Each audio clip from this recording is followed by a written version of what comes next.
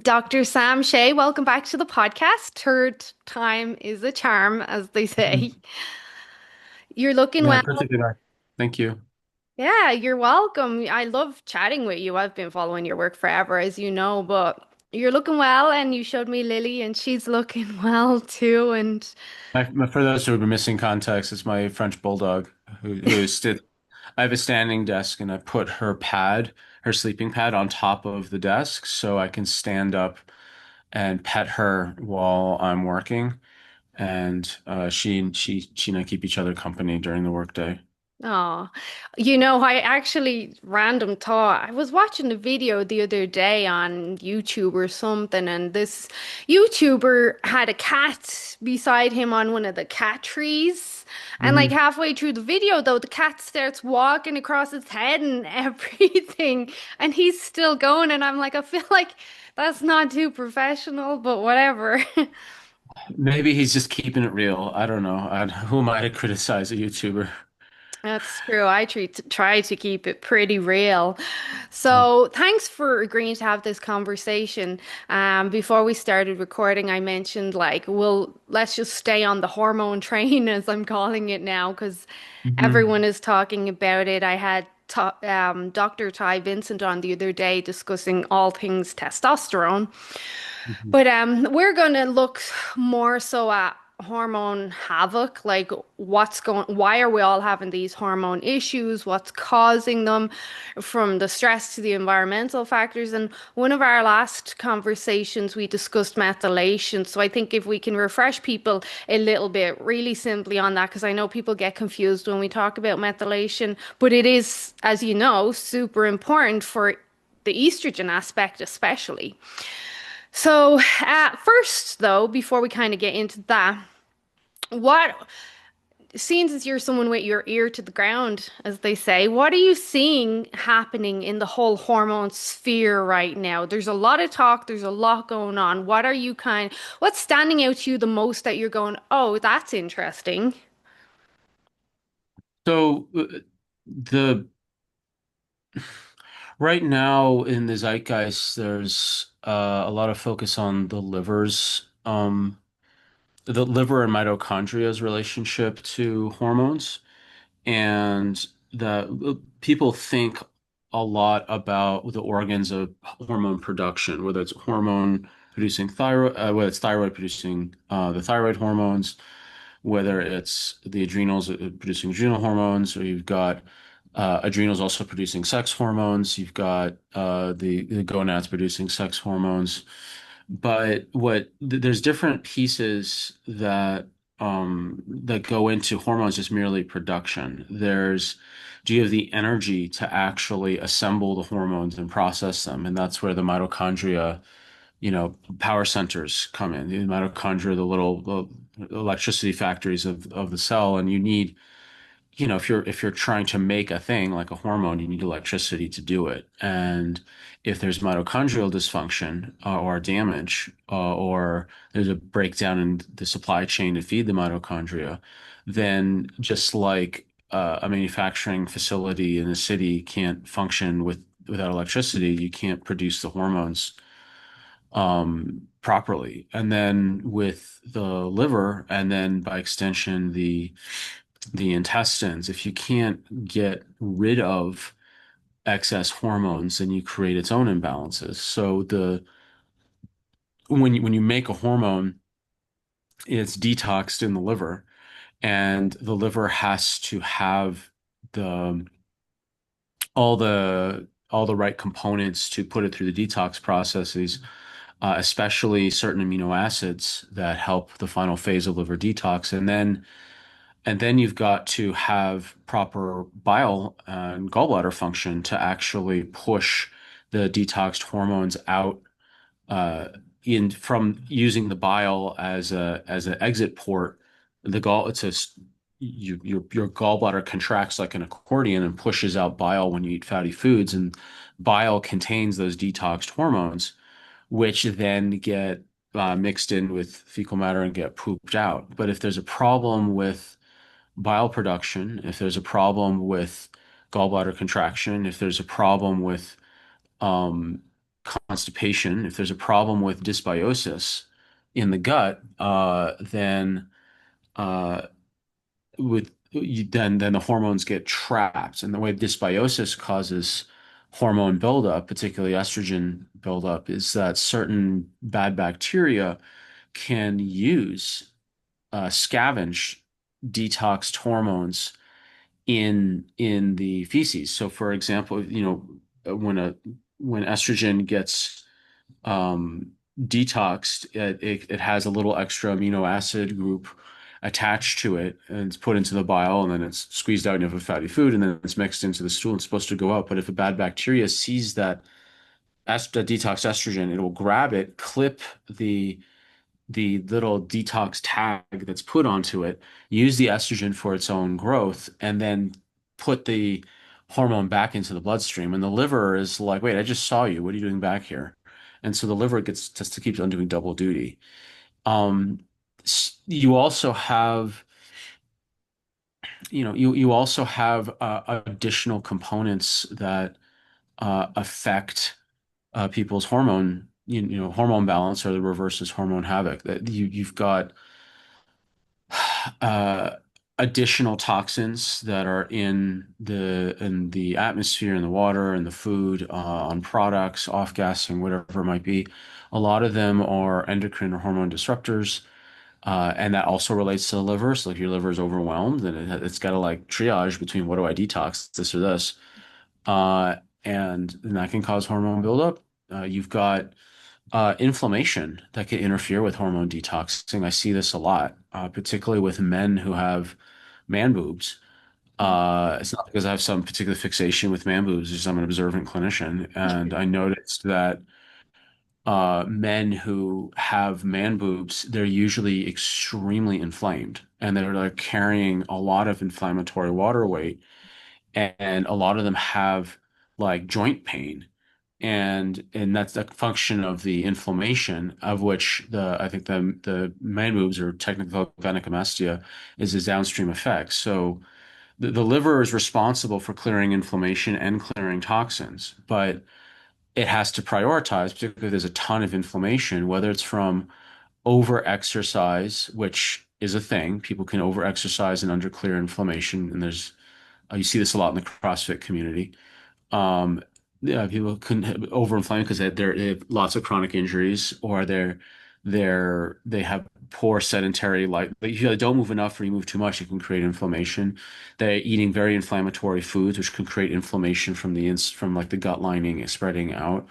Um, uh, all sorts of reasons they could be causing inflammation. Well, what happens is that your liver has to make a choice between, do I deal with this giant fire, or do I take out this little trash can? Mhm. And like, if your kitchen's on fire, are you more concerned about putting out the fire or throwing out what's in the trash can? And 100% of the time, people say, obviously, put out the fire. And the liver is the same way. So what I found is that for men who are hyperinflamed, and this is the same with women, but it's not like they have gynecomastia necessarily. For men who are hyperinflamed, they get this chronic water weight buildup because they're so inflamed that the body will retain water to dilute the inflammatory chemicals from hitting the cells and damaging the cells and tissues. And while the liver is struggling to try to get rid of the inflammation, in the meantime, you just got to dilute and swell as much as possible to buy time to make sure you can get rid of the inflammation. But you need to buy time so you swell up. The problem is that when you're dealing with so much inflammation, then your liver can't properly detox hormones like estrogen. So what happens to a male when you put on a lot of inflammatory weight and you have a lot of excess estrogen, you develop gynecomastia. Mhm. And so when I've worked with these men, I put them, and I ran hormone tests, mitochondria tests, genetic testing, gut testing, and just found the sources of inflammation, where their liver was struggling, what their genetic predispositions around certain detox and inflammatory pathways, and change their diet, lifestyle, nutrition accordingly. And look at their exercise habits, their sleep habits. Were they exposing themselves to excess estrogen they didn't need to? I just have yet to have a case where I had this phenomenon happen where the men weren't exposing themselves unnecessarily to estrogens like heated plastics, soy products, pesticides, insecticides, um, uh, and uh, city water, which usually has a lot of birth control residues in it. So you get them off all the external sources of estrogen. You put them on an anti-inflammatory liver detox diet, not and they're overweight. You don't tell them to exercise more and eat less. You actually get them off the inflammatory lifestyle diet and give them an anti-inflammatory lifestyle, liver support, nutrients, detox support diet. If they're over exercising, you pull them back and you increase their recovery. And then uh, I've seen them just like one guy lost over 40 pounds in 1 month, including the weight off of his chest. He was just carrying so much water. Mm. Like when people lose weight that quickly, it's not fat. It's not fat. Not even close. It's the water weight. Another guy took, I mean, he didn't follow all my instructions, which I found a bit frustrating, but to each his own. So he didn't lose 40 pounds in 1 month. He took about 3 to 4 months and lost about 2 to 4 pounds a week, Which is and nothing to cock your nose up at. it's great, but he was like on this deadline to get married, and I'm like, if you want things to go faster, do all of the things. But he Yeah. got there in the end. So which shows the power of like if you have a multi-prong approach of assessing correctly and giving the correct diet, lifestyle, nutrition, even if they do like two-thirds of it, they still can make a lot of progress. It's So true, it'll just take a bit longer. yeah, yeah. Mhm. So I mean, he was happy with it. I mean, the yeah. So there's a lot of multivariant reasons why people can have hormone havoc.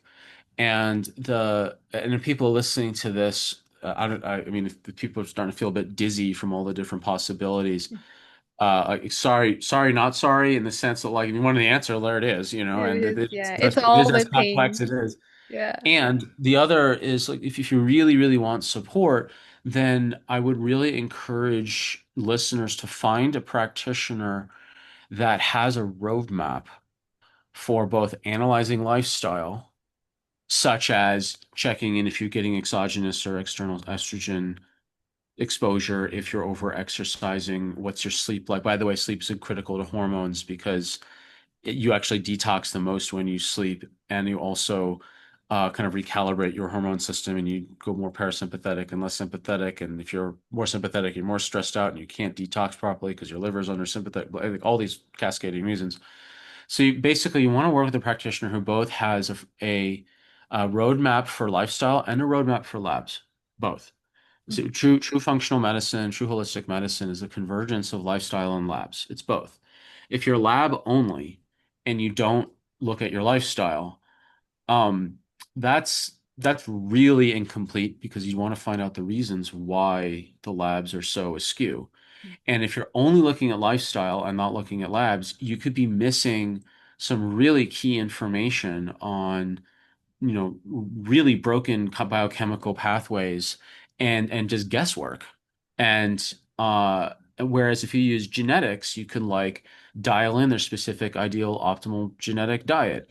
If you're using functional medicine, then you can figure out specifically which amino acids they're missing. Like if you're missing glycine, that's a really big, if you're really low on glycine, that's a really big deal for hormone health because you're losing three separate mechanisms of detox right there. Plus Glycine has, inflammation. Yeah. yeah, glycine has three direct influences on detox. Just that one little amino acid. I mean, this morning I did a whole recording on glycine, so it's top of mind. So glycine has its own detox pathway. So the liver has three exits or three ways to sorry, about six ways to detox. It has like the glycination pathway. It's literally named glycination, where you tack a glycine molecule onto a toxin, and that's what we mentioned earlier, to tag it to send it out. So if you're missing glycine, you lose access to that So can I pathway. stop you there just for a Yeah. second? Because I want to make sure I'm on the same path. So what we were talking about clipping off the amino acids so the estrogen can be recirculated, that's what we as practitioners would refer to as deglucuronidation. And is it that That's different. glycine? That's different from glycination. So glucuronidation is its own pathway. I'm talking about just toxins in general, of which Well, glycine. yeah, so glycine is involved in the detoxification, like it's an essential aspect Hmm. to optimal. Like we know if the liver is void of a proper protein-rich diet, that it's not going to work effectively. But you're saying glycine is one of the key factors there. Yeah, glycine's a very key fact. I mean, I misspoke. Glycine does is part of the estrogen detox pathway. Glucuronidation is a different pathway. There's about six pathways out of the liver. Like the best way to think about it is the liver is a washer dryer system. I learned this metaphor when I studied with Dr. Kalish. So you take a toxin and you put it through the washing machine first, which is where you make it more reactive, and then you quickly put it in the dryer to clean it up, and then it's out. So like when you put clothing and you put it in the washer, if you don't dry it, it'll become moldy and gross and even worse than if you never washed it. So just like if your liver has a hyperactive phase one or a hyperactive washer or a slow or broken dryer, you don't want to do a lot of laundry because then it'll just pile up and get moldy and worse than if you've never washed it before. And so the a lot of these toxins are really stubborn and they don't leave the tissues easily. So the phase one or the washer, it makes it a free radical, more of a free radical, which seems odd. Why would you make it worse? It's because now if in phase one in the washer you now spin up this toxin, it's now hyperreactive. So that means it's really, really, really, really easy for the amino acid to stick to the toxin that's now makes it easy to detox. It's tagged for release. So so the body has about six dryers: glycination, methionation, glucuronidation, acetylation, glutathione, and one more that escapes me at the moment. So um, glycine is one of those exits, and it's just a simple amino acid, and it looks and tastes exactly like sugar. And glycine is also one of the three amino acids that make glutathione. Mm-hmm. Yeah, And I so know that. if you're listing glycine, it's going to be hard for you to make glutathione. And on top of that, glycine is required to make bile production. So if you don't have enough glycine, you can't push bile out properly to even push out the toxins you've now detoxed. So there's mitochondria tests that include your amino acid panels that look at things that help you with detox. Taurine's another amino acid that helps you with bile. You can check glutamine, which is one of the other two amino acids, one of the other, the second or the third amino acids that make up glutathione. There's methionine as its own methionation pathway. Like there's a lot of testing that can be done to see the fun not only just is your liver working, but do you have all the components to actually detox? And um, when people are when people are struggling with hormone balance, it it may not necessarily be I'm not making enough. It may be I'm in balance because I don't have the proper exits. I don't have the proper exits to get rid of stuff that's accumulating too much. Mhm. And the other thing is that some people are testing and they're not testing all of the hormones. Like if someone runs a Dutch test, they're looking at seven types of estrogens. And I mean, you mentioned methylation at the top of the hour. Methylation is like the last step for estrogen detox.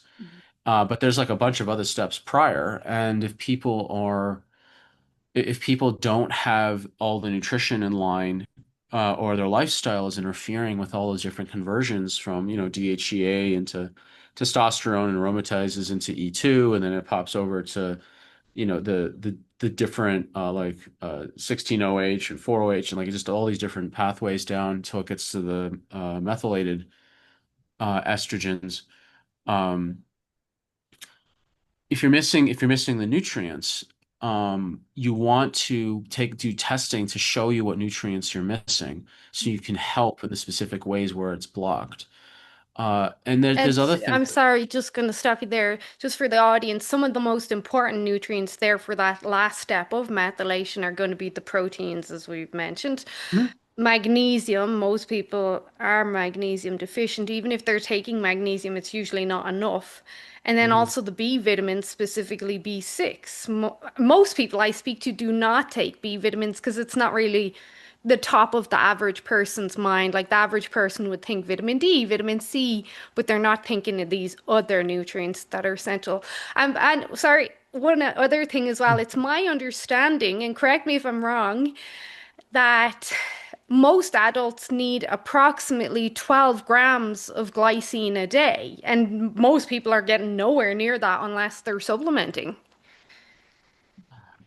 So when I look at people's glycine panels and I look at and I look at so when you do functional testing, you look at what are called statistical quintiles, which is a fancy way of breaking up the bell curve into um, five different parts. And like if people are outside the those ranges, the bottom 2.5% of the population or the upper 2.5% of the population. So like above 97.5% or below 2.5%.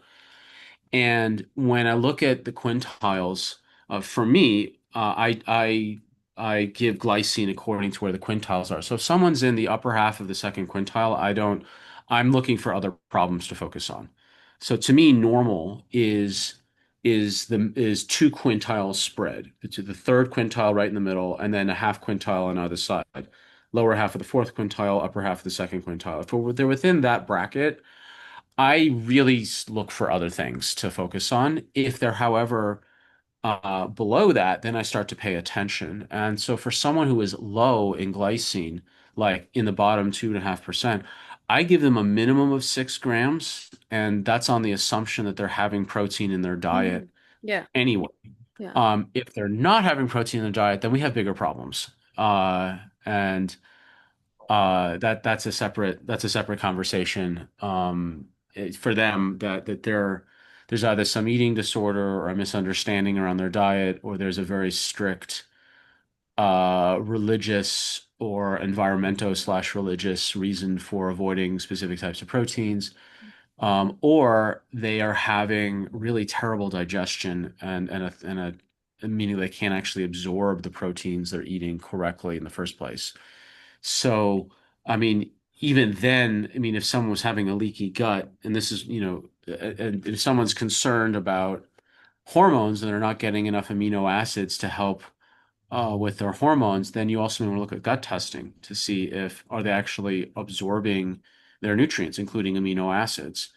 Um, and uh, if Uh, so if someone is like low, I give a minimum of 6 grams. And if they're in the first quintile, it's like 3 grams. Mhm. So there is a way to look at the quintile systems and just kind of shoehorn, how strong a thing you need, how strong an external amount of a specific amino acid.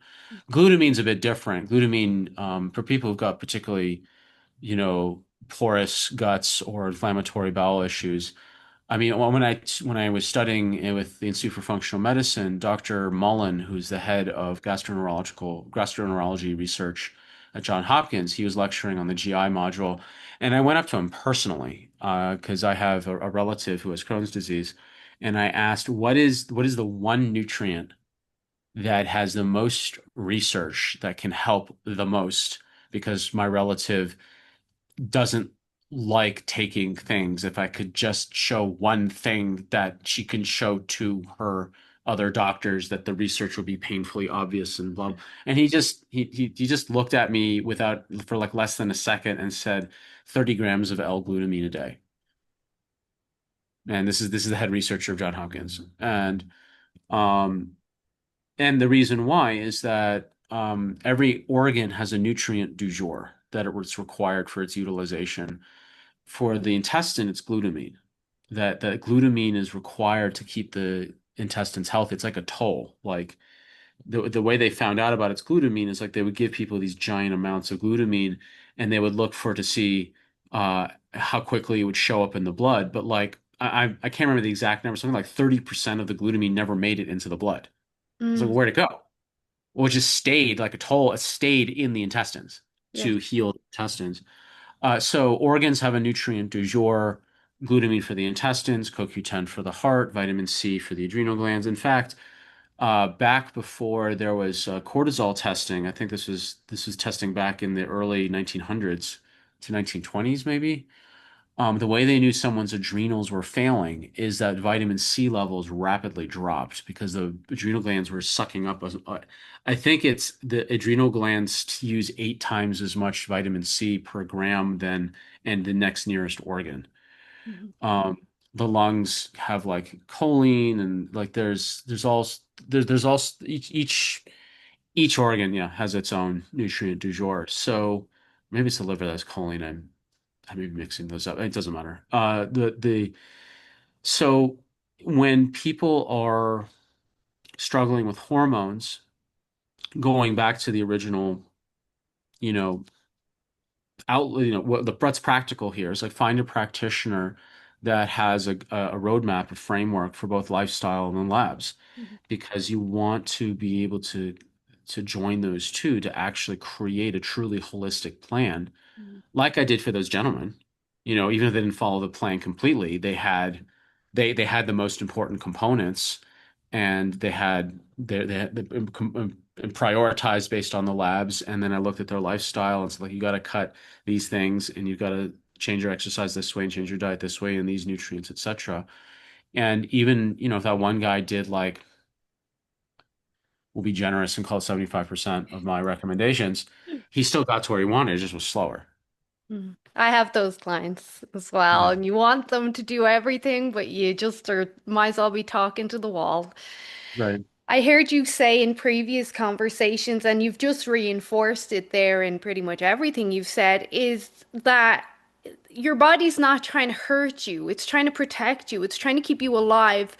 But that's, it'll do the best it can under the circumstances. But if you give it all of the nutrients and minerals and support it needs, then it's going to do good by you because it wants to keep you alive.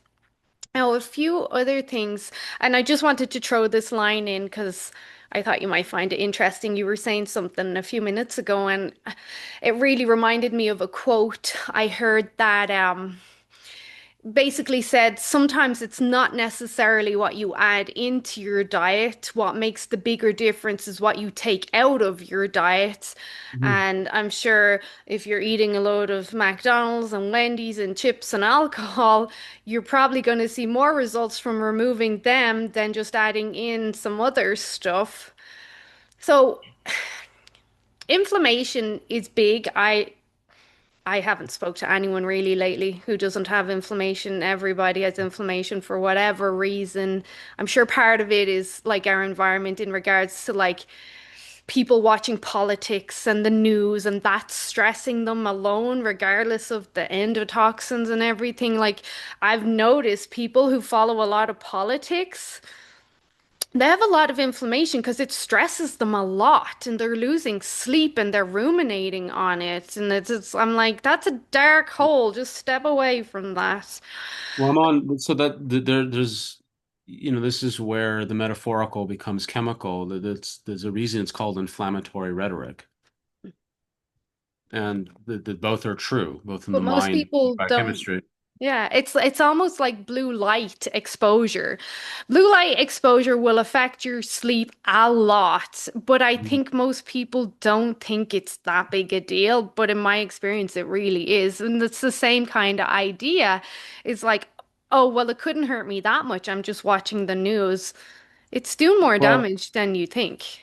yeah, I mean, I'm currently on a news fast myself, and I have one person I've designated as my emergency news button to like she'll let me know if something truly Big. like my criteria is like will I have to live my life meaningfully differently because of this thing? Hmm. Like that's the criteria. Will my life change materially in terms of how I behave or the decisions I make based on a thing? Hmm. And if it doesn't, the world will keep turning without me paying attention to it. Hmm. And the uh I think the problem, one of the major problems with people, I mean, we're there's watching the news or anything with blue light, and then there's the content of what they're watching, which are two separate but related things. So the content, of course, can create a lot of stress in the system. And then also depending on what they're watching, if there's a lot of jump cuts visually, you're triggering what's called the tectospinal reflex of the visual system, which is a fancy way of saying if your eyes keep darting because they keep shifting the frames, then every time your art shifts rapidly, or the neurological term is saccade, every time it saccades, your sympathetic nervous system fires because evolutionarily your eyes evolve to detect sudden rapid changes in motion, color, or brightness. Because if you're walking in the forest and suddenly a shadow kind of quickly moves in the corner of your eye, you need to check to see if that's a tiger or a bear. And so your eyes will dart to look at it, and automatically your sympathetic nervous system is firing just in case it is something you need to run away from or fight with. And that's why when you see police cars, you have revolving red light, red, blue, red, blue. So the red and the blue is a rapid change in color. The brightness as the light comes towards you, then away, towards you and away. And you have a rapid change in color, you have the movement, and you have the change in brightness. So everyone who's driving, their eyes will initially dart to look to see at that shifting light. Then you can cognitively override it and keep your eyes forward, but you have to really concentrate to not have your eyes Hmm. go out to the side. So the so whatever you're watching can emotionally make you stressed out, but also neurologically hijack your evolutionary reflexes that will stress you out just by dint of your eyes rapidly retargeting. And then there's the blue light. And the problem with the blue light itself and why people minimize it is because everyone's doing it. I don't do And it. that the uh the people confuse what is usual with what's healthy. If they so many people are up doing the thing, then the significance of the thing that is actually really abnormal from a human health standpoint, historically, evolutionarily, etc., it doesn't seem so off out of whack. And like if our Paleolithic ancestors saw how we live today, they think we were just bonkers. We Like, what are do you mean you're sitting? bonkers. What do you mean you're sitting for 8 hours a day? What do you mean you're not going to sleep when it's dark out? What do you mean that you're What self-isolating do you from your mean this tribe? burger is not made from meat? It's from 75 other ingredients. Yeah, I mean, all your essential plastics. I don't know. So that And just, I have to throw this in. So part of this downplaying of this kind of making it, oh, it's not a big deal. It's only 30 minutes or before bed, or it's the doom scrolling, the social media. It's only a small screen. I keep my phone on night shift. That still doesn't the eliminate all small of the screen light. actually can make it worse because Hmm. what happens is that if you're sitting and you're curled forward looking down, posturally you're in a fetal defensive position. So your neurology responds to your posture. So if you're looking down and you're hyper focusing down on this little thing, your body will react as if it's under threat, like it's curled up in a ball. And the idea that a little bit of blue light for 30 minutes isn't a big deal. I mean, they have to reframe it that blue light. is equivalent to a visual equivalent to an intense conversation. Like, do you think it would have, I mean, this is a rhetorical question, like, do you really think it's healthy for your sleep to have a really intense conversation and then try to go to bed right away? Mm. No, not at all. But because it's just a visual that we are so accustomed to, it's usual to see moving objects on a flat screen with alternating colors, motions, and brightness. It's There, no big deal. no one questions it. Yeah. Mhm. Yeah, and that's the lie people are telling to themselves because me and you both know, and I think a lot of my clients for sure know that it actually makes a bigger difference when they eliminate it for that 60 to 90 minutes before bed. And I've no problem with listening to something as long as it's not like heavy metal or some sort of horror. But if they're listening to something or some classical music, I don't mind as long as they're not looking at anything. Right. But in those circumstances, time and time again, they'll tell me they fell asleep easier, faster, and they slept better. And like as I like to say, the proof is in the pudding all the time. Do they have the other thing that is really helpful for people if they are very committed to what they think their sleep routines are is, like, I'm a fan of measurements, and I I would really, like, there's sleep apps, there's wrist things, there's rings to track sleep, just like there's ways to track nutrition. I've worked with people who, whether they're carnivore or vegan, they're like, I get all my nutrition I need. It's like, cool, prove it. Yeah, show But me. why eat this, this, and this? I didn't ask you that. I asked you to prove if you have the nutrition you need. Where are your test results? Mhm. This Same is with my point sleep. exactly. Yeah. Yeah. So, and what's really interesting, like whenever I've tested advanced mitochondria, I mean, for the listeners who don't know, like I trained heavily for 4 years to read mitochondria panels. In fact, I helped design one of the largest, if not the largest, mitochondria panel in the world out of Australia, called the Nutristat, and I've taught bunches of clinicians on mitochondria analysis. And um what's really interesting is that when I test vegans on the mitochondria panel, the results are really, forgive the term, schizophrenic. They Crap. have like, no, it's not. They're not crap. No. They're schizophrenic, meaning like perfect minerals, complete amino acid deficiency, perfect fatty acids, totally tank fat soluble vitamins.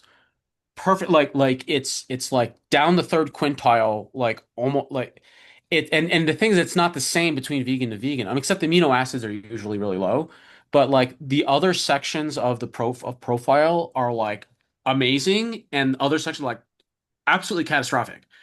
And it's so bizarre because, and I've actually like lectured on doing case studies showing like just the delta, the like you'd want, like, I would love to have that section, and I absolutely do not want that section. And it's like, it's like, do I have a, if people are going to do, if people are going to commit to a diet, cool. Just have some way to measure its success or not, and then you can accommodate accordingly. Like, I had one person who was just a devoted vegan, and they would not even touch fish oil.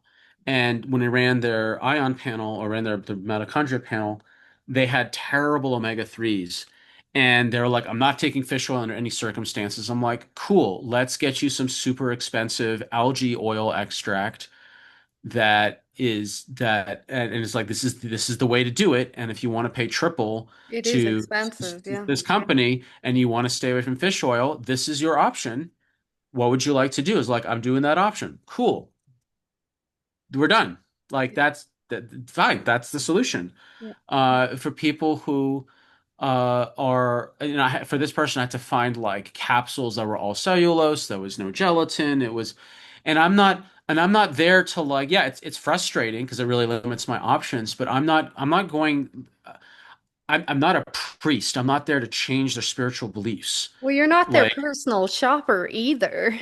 well, if they're paying me to help them figure it out and they're paying me my hourly rate, then they're just paying me my hourly rate. And they would rather have me research it and just get the right products as quickly as possible. and they were in a position to do that. Uh, and it's also like, yeah, it was kind of a bizarre use of my time. I've never had to do that before, but here we are. But again, I wasn't doing it from a place of like they're a bad person because they chose a diet that was causing them harm. It's like, what are we going to, how can we adapt to someone's belief systems that they're very committed to? And so even, and then there's people who are, there's people that, you were talking about inflammation, for example, and there's no, I mean, there's no greater religion in the food world than the avocado. And I'm saying this kind of tongue in cheek because I'm also a stand-up comedian, as you know. And I'm actually, as we're recording this, I'm working on an 8-minute bit on histamine intolerance and on how avocados are high in histamine. Mhm. And so I'm doing and avocados have high histamine, which is borderline blasphemy. Especially if you live in California, like in California, it's like they have their driver's license and the blood type is A for avocado, things like that. Like there's somewhere in California, every hour there's a custody battle over their first avocado tree, things like that, you know. And if you tell a Californian that avocados could be bad for you in certain circumstances, they may decide to secede from the nation. Like avocados, to put someone on a low histamine diet is really hard for a lot Yeah. of people. And Hmm. and the problem with histamine is that histamine is part of the acute inflammatory pathway. And genetically, and you can genetically, I also do a lot of genetics, and I also help practitioners run genetics and teach them and coach them and show them what the tests to run and so on. And a huge part of that is the histamine intolerance genetics. And if someone is histamine intolerant, and just to give some context, histamine is the body's flood switch. Histamine is you flood the area quickly in response to venom. Histamine is the evolutionary response to venom. A bee sting, a wasp sting, scorpions, centipedes, spiders, certain plants have toxins that swell up. Like if your body's injected with venom, you need to dilute that venom as quickly as possible. Otherwise, the venom will corrode and erode bone, muscle, tissue, nerve, whatever it is. So you flood the area quickly. And that's why people like swell up. If a bee stings your arm and you're sensitive to histamine, the bee did not inject a half liter of water into your arm. What happened is the venom hit it, the histamine went berserk and suddenly flooded the whole area with water as a response to the venom, not the bee itself. So genetically, people have varying responses to histamine because if you have too low a response to histamine, the venom will damage you. If you have too high a histamine, you'll swell up so rapidly and so much you'll either choke out the circulation or your throat will close, which is worse depending on how you're stung and how quickly you can break down the histamine. So people have varying, so if you eat high histamine foods and you're sensitive to histamine genetically and you don't know you are and you continue to eat high histamine foods, when you eat a high histamine food, it's the equivalent of consuming a slow moving full body bee sting. So your whole body will start to swell with water. Mhm. And people can put on a lot of excess inflammatory water weight from a high histamine diet. And if if you have a high histamine diet and you're genetically sensitive to histamine, you're basically creating a ton of water weight and inflammatory weight that your body's having to deal with. And then your hormones are going to get dysregulated because we're back to the kitchen on fire metaphor again. So, So then you mention the foods that have high histamine, people lose their ever-loving minds. Avocado, chocolate, coffee, well, ground even meat, lemon, leftovers. lemon, green Lemon, tea. yeah, Yeah. absolutely. Yeah. It's lemon. A lot of quote health foods, black tea, have histamine in them, and So I just want to stop you there because I'm trying to connect the dots for some of my clients that experience this stuff, and of course myself.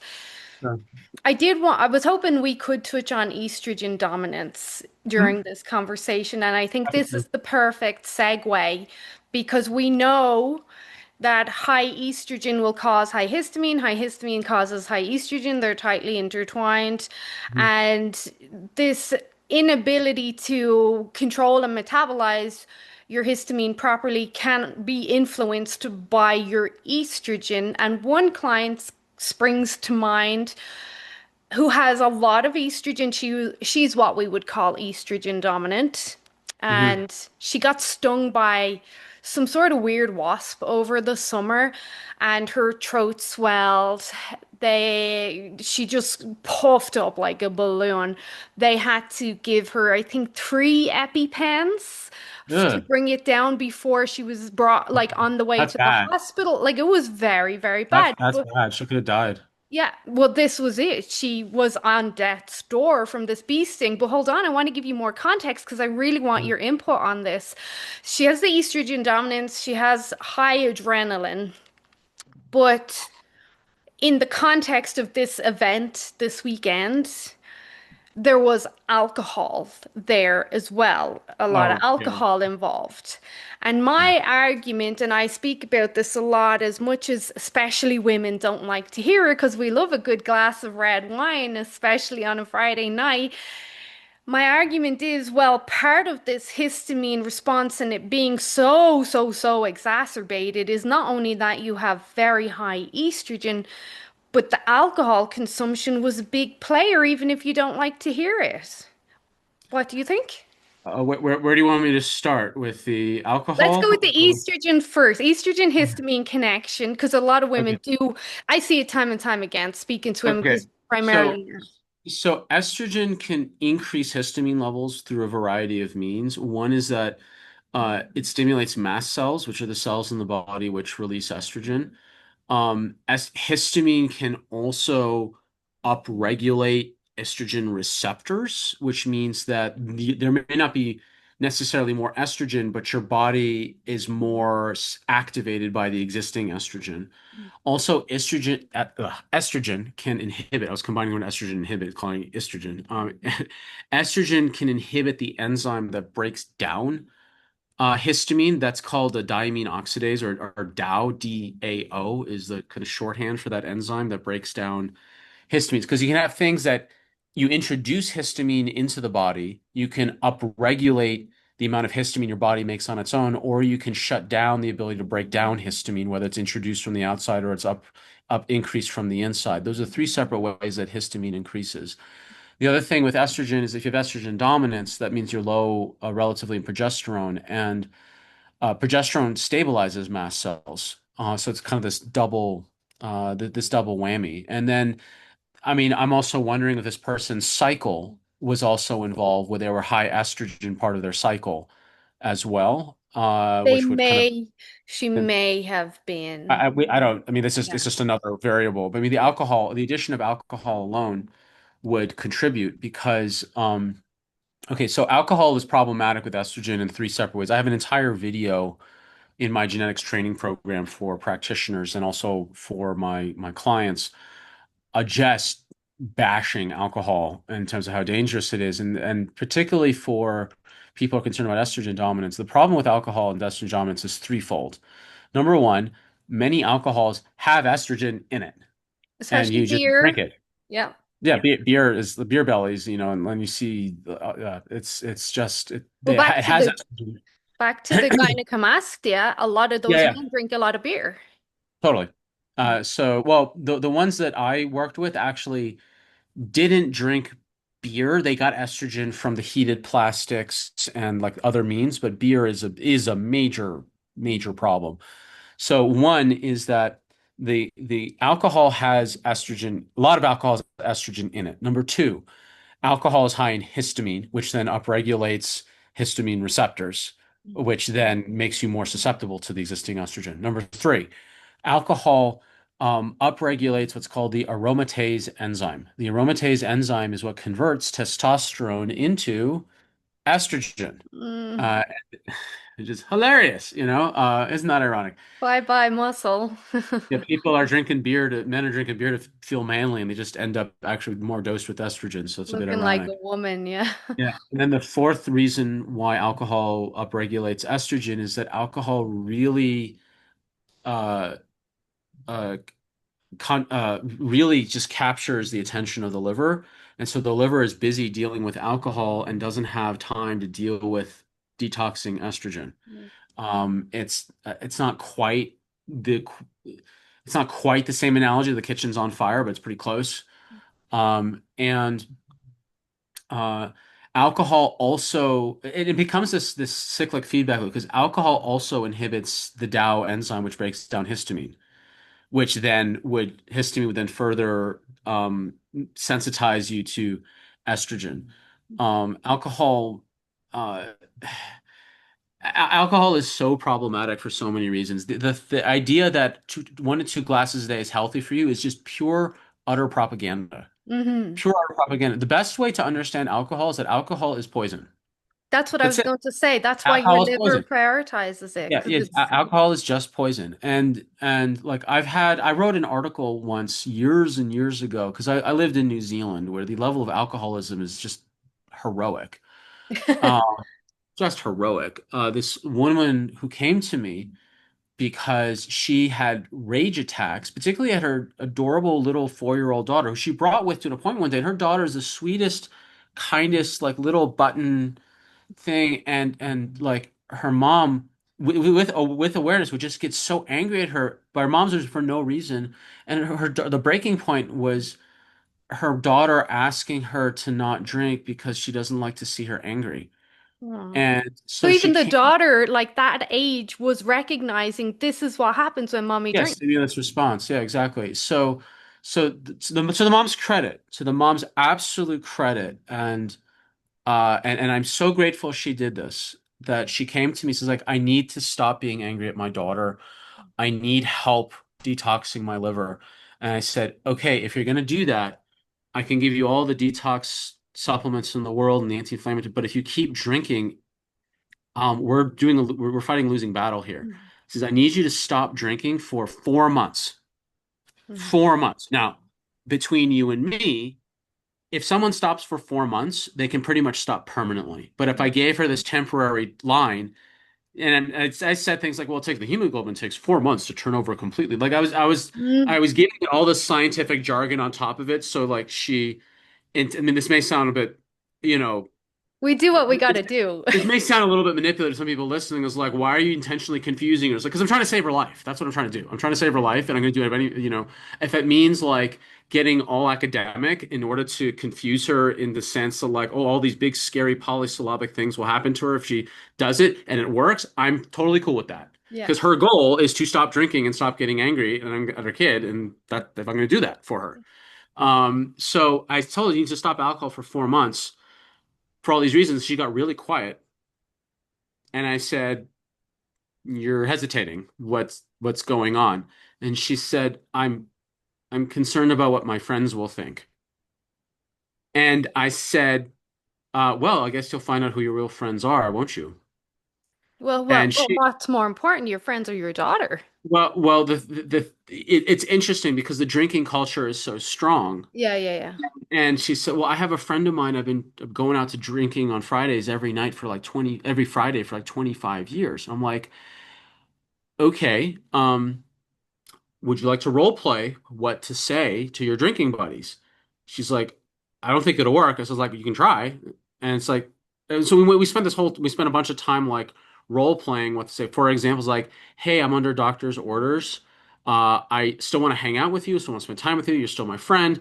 I just can't drink. I'm happy to have a non-alcoholic thing with you. We can still enjoy ourselves. I just know I won't be partaking in alcohol. I have no problem if you have alcohol in front of me. I temporarily for these 4 months can't do alcohol for this health issue that I've got going on. I really don't want to get into it, but I just need to do this. Yeah. Does that still work? Can I still come see you on Friday? Okay. And she thought that was I'm just ad-libbing the Yeah. conversation Yeah. from what we had years ago, and she thought that would be great. Okay, so next time I see her, she comes in with this very strange smile on her face, and I know from her strange smile on her face is like, okay, what happened? And You were right. she said, you won't believe it. I said, tragically, I think I will. Go Yeah. on.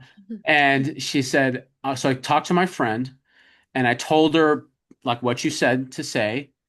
And my friend got really quiet on the other end of the phone and then said the following: call me back when you start drinking again, and hung up on her. No, Yes. that's not a Yes. friend. That's a That, drinking buddy. that's it. So so we both had a really wry laugh about that. And then I wrote an article on like what to say to your friends who want you to keep drinking.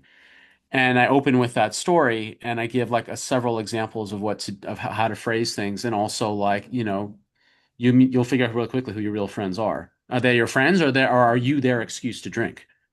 And you just spent 10 years every Friday night with this 25, person, 20, 20. pretty much wasting your time. Yeah. So, That's shocking, but it's real. It happens. you know, yeah, and so I'm not a fan of alcohol. I had many bad run-ins with alcohol personally in my life, not from me drinking, but from watching what's happened to other people and how it. I mean, I had a de facto stepfather that nearly got me and my mother killed in drunk driving, and a bunch of other really bad incidents that, um, yeah, I just to me, it's like people treat alcohol sometimes like they treat blue light, Not a you big know? deal. Everyone's doing it. Yeah. So, and uh, the thing is like if people still choose to do it, just don't be naive about it. Just like Be people honest. are, if you're a consenting adult and you do a thing that you know is bad for you, at least be honest about it and don't and just prepare and just mitigate the damage as much as possible, but don't minimize the damage and don't gaslight what's actually going on. If you're going to choose to do a thing that's not good for you, just at a minimum, just be honest about it. Mm. And uh, yeah, you can. It's a kind of a tenuous to jump from alcohol to avocados, but there are people who are so committed to high histamine foods despite the bad things it does to them. A lot of trying to navigate hormone havoc also just involves good psychology because there's behaviors that people do that wreak havoc on their hormones that they need to come to terms with psychologically, not just try to band-aid biochemically. Or And justify it. They try to justify how their choices are somewhat okay. I had a client the other day say to me, well, I only drink very, very old wine, so that's okay because it's lower in toxins. And I was like, that's not really how it works, but like, so she's justifying her choices. so she likes vinegar. She should just get some balsamic and suck it back. That's super old wine. By that logic, she should just be pounding vinegar. This is it though. People try to justify why they're doing certain things, and that makes it a bit more okay.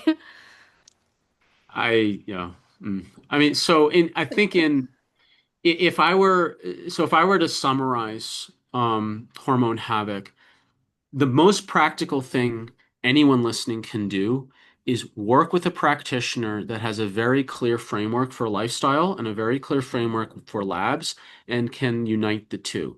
Labs, you've got five major categories of tests. You've got gut testing, hormone testing, mitochondria testing, toxin testing. Like we didn't even talk about mold, mercury, and environmental. We talked a little about environmental toxins that can affect your liver detox pathways, therefore interfering with hormones. And then there's genetics testing. So you got gut, hormone, mitochondria, and you would put blood sugar and other bloods in the mitochondria and nutritional markers in the mitochondria bucket.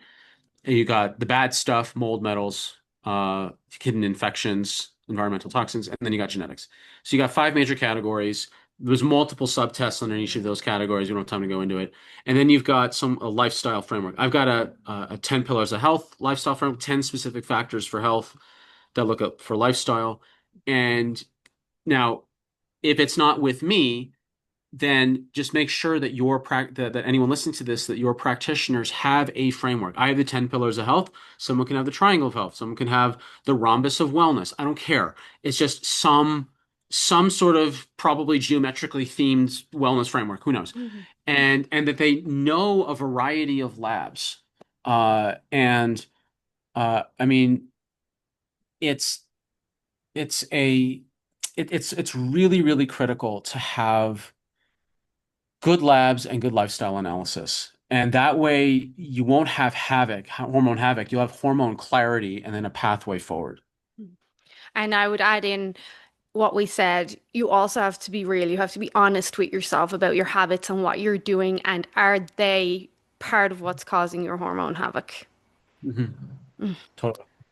Brilliant, Dr. Sam Shay. I just let you go and just let him speak, and we're bound to learn loads. Maybe we'll come back on in a couple of weeks, months, discuss the adrenals. We didn't get to that, so if you're free, maybe we'll schedule that in. But this was fantastic because you really did go in deep on why are we experiencing all of this? Because everyone's talking about, well, these are the symptoms and this is what's happening, but why is it happening? So thank you for that. Absolutely happy to help. And I'd love to come back. I love chatting with you. And yeah, I hope this was really useful. Adrenal, I'd be happy to talk about adrenals. It was my one of my first real organs I really dove into. But I trained back with Dr. Wilson years and years ago, and wrote my first ebook was involved with the adrenals back 12 years ago, something like that. Dr. Wilson's out of Seattle, if I'm correct, is he? I don't remember, but that sounds familiar. Do you still use his products? Do they even still make his So products? I use they still they've shifted around some of the products. Like you can't get the Bodyguard, which is the liquid antimicrobial I would send people off if they're going traveling. You Mm. just put a couple of drops in water to make sure whatever you're drinking is as free of pathogens as possible. They stopped making the 60-ounce bottle of that for some bizarre reason. I don't know why. But I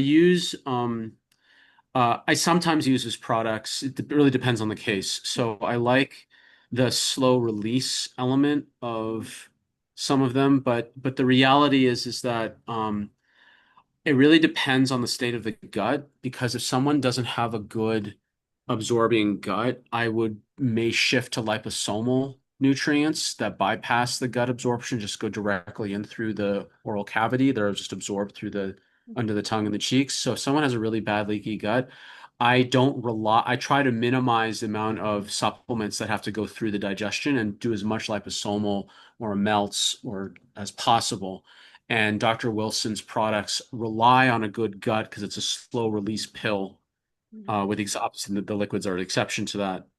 But even then, they're not absorbed through the tongue; they're absorbed through the intestines. So it's really situational. And some people find his pills a bit too big, and like if they can't swallow it, then you got to pick another thing. So um, I also have found that uh, the the um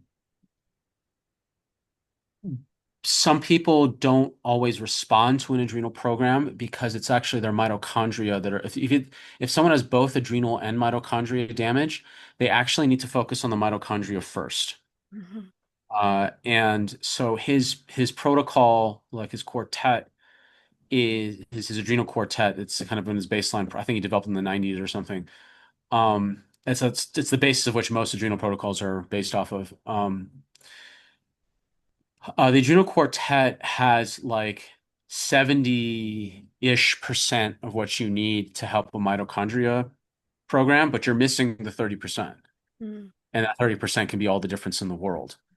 I mean, well, it's maybe not even 70, maybe more like 50, because like it depends on what part of the mitochondria is not working. Because if you do a really big mitochondria panel and they're missing a ton of amino acids and they're missing specific fatty acids and that they're missing um carnitine, for example, like you then the adrenal program really wouldn't be covering any of that. Mm. So I guess it's a range of like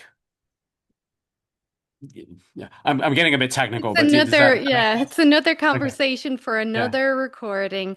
But why don't you tell our Colorado friends where your next comedy gig is?